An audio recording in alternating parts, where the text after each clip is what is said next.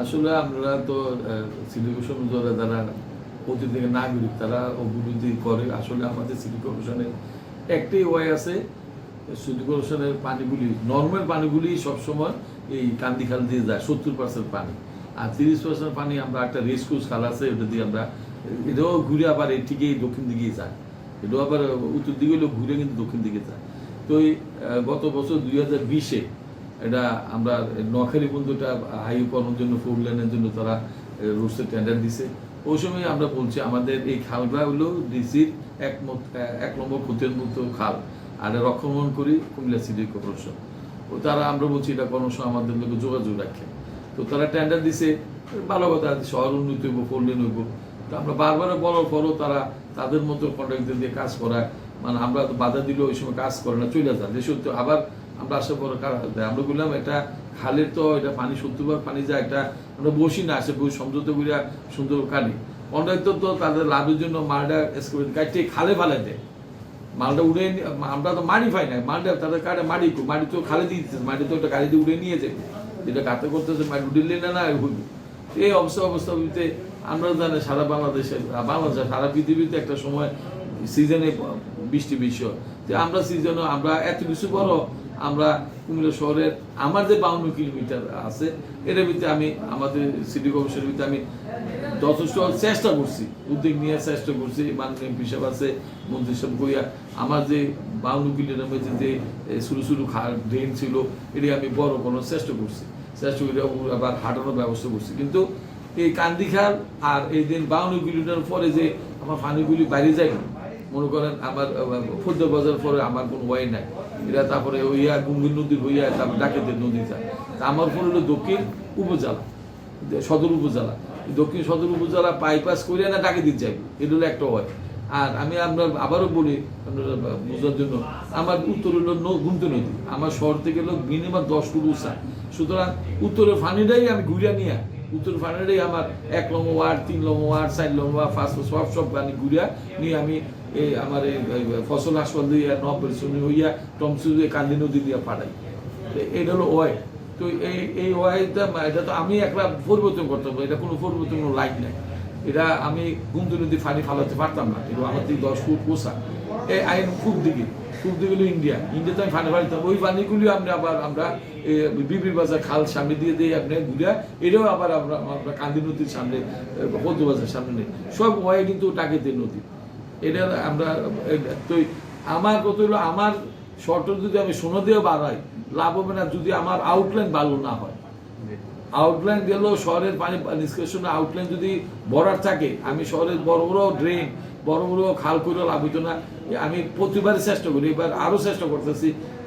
এদিকে আমার দুর্গাপুর 1, 2, 2 উত্তর দক্ষিণ তারা উঠে দিয়ে আমার পানি যায়, তারা আমার রেল স্টেশন পর আমি নাই, এবং তারা আমি নিজস্ব সিটি টাকা দিয়ে খালি পরিষ্কার করিয়া এই পানিগুলি আবার ওই এই দক্ষিণে নেই। এগুলো বাস্তবতা। এর ভিতরে মরার ভিতরে খারা খায় আর কি, এর ভিতরে হলো কান্দি নদী, তারা এই সময় কাম ধরে এরা করছে। আরেকটা দ্বিতীয় হইলো এই যে আমাদের রেলওয়ে আগে সিঙ্গেল লাইন বট বেস লাইন করতেছে, ভালো কথা, উন্নত হইতেছে। তারা শশীতল থেকে আপনার একটু লাকসাম পর্যন্ত তারা যে ইতানটা ছিল ওয়াইনে আসলো, ইতানটা আসলো 10 ফুট দিনের ট্রেন লাইনটা, এই ট্রেন লাইনটা জায়গাটা 30 ফুট করছে, পাশে 30 ফুট করছে। তো এটা বাঁধের মতো ঘুরে আসছে, পানিটা তো যাও না কোনো ব্যবস্থা, শহরের পানিতে যাইব কোনো ব্যবস্থা নেই। আমাদের এদিকে এই শ্বশুরজল দিকে লাকসাম পর্যন্ত আমাদের 22টা আমাদের ব্রিজ ছিল, রেলওয়ে ব্রিজ ছিল, এটি কমাতে কমাতে তারা 10টা না 11টাতে নিয়েছে, সব ভেঙে দিচ্ছে। ব্রিজের তলে দিয়ে কিন্তু আমাদের পানিটি আউটলাইন করতাম বন্ধ করেছে।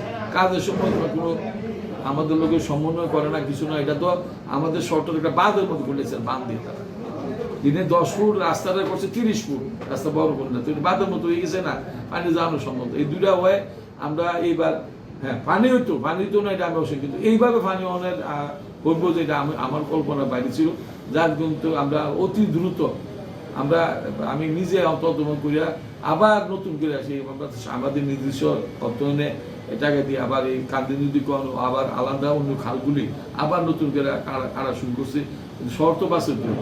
কিন্তু এটা পার্মানেন্ট সলিউশন না, পার্মানেন্ট সলিউশন আমরা মধ্যে কথা বলছি, কিন্তু যে আমরা যে এই যেগুলো 40টা পাশা পড়ছে প্রতিষ্ঠান বলছে, এগুলিকে আমরা, আমি শুধু না, আমার লোকের রুট ছিল, আমরা ছিলাম, ওয়াটার অফ ছিল, ডিসি অফিস ছিল, 4টা সংস্থার লোক এক লোকে যৌথ হইতাম, পরিমাপ করিয়া তারা সাইন আছে, কিন্তু আমি এই বিষয়ে ডিসিশন দিয়েছি, এইটা তারা প্রতিনিধি সাইন আসলো, তারা ক্যার করতে পড়ছে, এটা আমরা সমর্থন করছি। এটা যদি আবার একদিন মন্ত্রী সাহেবের লোক, আমি এই বিষয়ে ডাইরেক্ট কথা বলছি, এমপি সাহেব করতেছে বক্স কালভার করে লিখতাম, আমি কই না ভাই, এটা ফাইভ মিনিস্টার নিষেধ আছে, কোনো খাল বক্স কালভার করা যাবে না, এটা স্ক্রিন কিক করে আরো পরবর্তী আরো ভয়াবহ একটা দাঁড়ায় বলে না।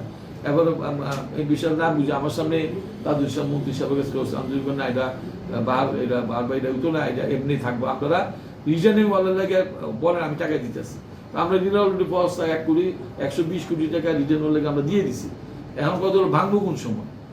এটা আমরা এই ঈদের পরে আবার বাকিটা টনসুপুর থেকে আর উত্তর দিকে বড় বেশন্ত আমরা বাকিটা সার্ভে করে, এই বাকি খালটা সার্ভে করে এক লোক আমরা টাকা ডাইলে ভাঙাও শুরু করাম, যদি করি আল্লাহ দিলে আমরা পারবো ইনশাল্লাহ। আমি অহনি ভাঙা শুরু করি, ভাঙ্গিয়া তুমি কি করবা, যদি ওয়াল না করো আবার তো ভয়াবহ অবস্থা হইবে।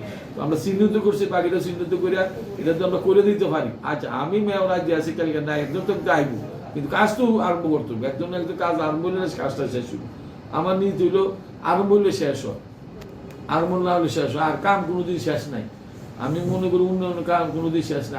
আমি চিন্তা করছি না আমার কালুর ফি দিয়া মানুষ আটবো, ড্রেন ফি দিয়া স্ল্যাব লাগাম, কিন্তু যুগের তালে তালে সব কিছু হয়, ঠিক না?